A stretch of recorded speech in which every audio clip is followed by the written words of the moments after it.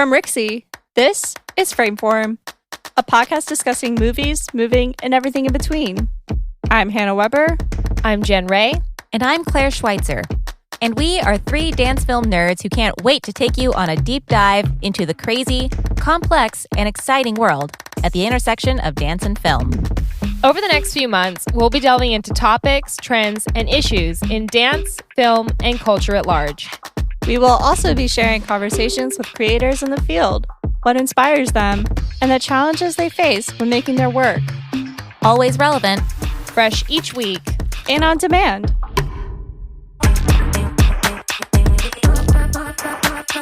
Frameform, the sixth podcast from Rixie, premiering August 12th. Listen on Apple Podcasts, Spotify, or wherever you get your podcasts.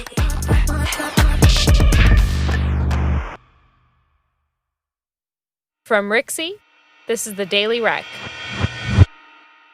I'm Jen Ray, co-host of Rixie's new dance and film podcast, Frameform.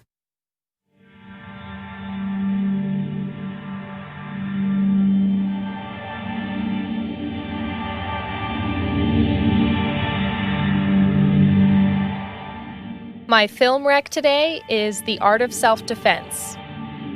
The Art of Self-Defense was released in 2019 with Bleecker Street Films. It's written and directed by Riley Stearns, starring Jesse Eisenberg, Alessandra Nivola, and Imogen Poots. So do you ever see those trailers and you just know the movie's going to be amazing, and then you see the movie and it's actually even better than you imagine? For me, that doesn't happen too often. I'm usually frustrated by the fact that most trailers seem to be a supercut of actually the best moments in the movie, rendering the actual experience of watching the full film pretty underwhelming. This was the complete opposite situation. I saw the trailer a few times online and in theaters, and it shared just enough that I knew the film could be great, but not so much that I went into the movie expecting certain things to happen. I saw this film at home, but it would have been definitely worth a watch in the theater. My husband and I streamed on Amazon or Hulu. I don't remember which one we watched, but I think it's available on both. I didn't read reviews before watching it because honestly, I didn't care. I knew I wanted to see this movie. I did just read some before recording this and wanted to share a couple of funny points. So Matthew Lacona with the San Diego Reader said, "It's tempting to imagine that the writer-director Riley Stearns caught a screening of the supremely feel-good Karate Kid and then thought, yeah, I can make the opposite of that." End quote. I also saw a lot of comparisons, or rather contrasts, to Fight Club, mainly that this is a subdued mumblecore version, but I think this film has so many different ingredients that set it far apart. I haven't seen Fight Club in a few years, but I do think that it could be a good double feature. This would also be a good double feature with Black Swan, but then again, The Wrestler would be the best double feature with Black Swan, because that's what the director intended. Anyways, I digress. First of all, with this film, I loved the casting. The supporting cast was lesser known to unknown, which I felt made it easier to get absorbed in the story.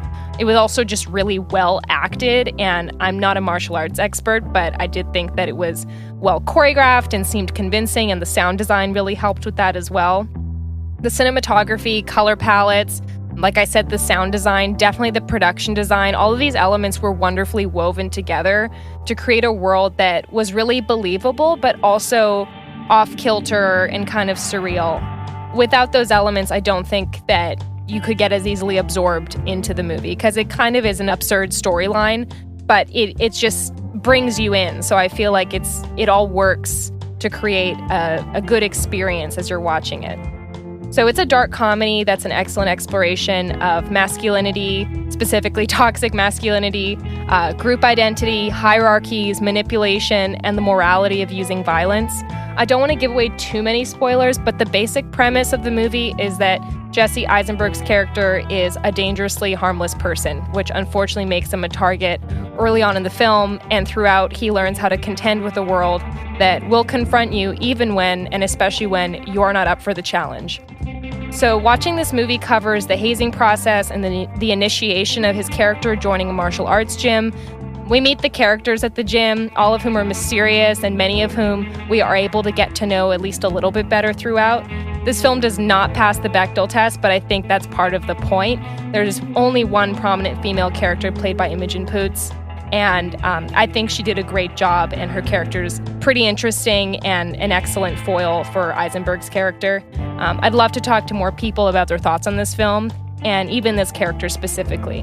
By far the most fascinating character, in my opinion, is the sensei played by Alessandro Nivola.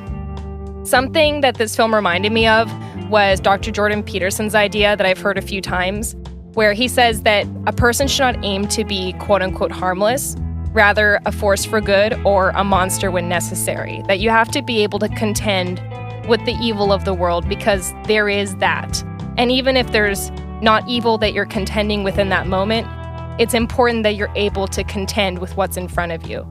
So this movie shows violence as an expression of monstrosity in a physical and immediate way, but also the power of the mind to ultimately strategize and shape our realities.